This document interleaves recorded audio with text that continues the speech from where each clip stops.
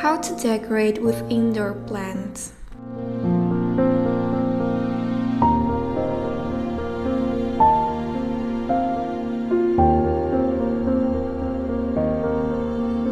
Hello, my name is Jossie. Welcome to my channel.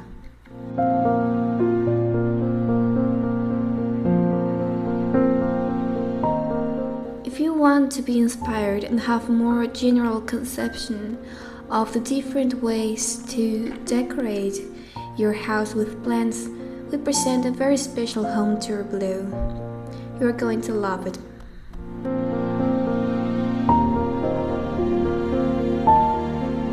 The best indoor plants are an essential resource in any interior design project. It must be borne in mind that the power of plants is unique, not only as decorative elements, but also because of the great benefits they bring to our health and our emotional well-being. You just have to look for the most beautiful and resistant plants. Of course, they require some care, so it is recommended to start with the easiest to care for and maintain.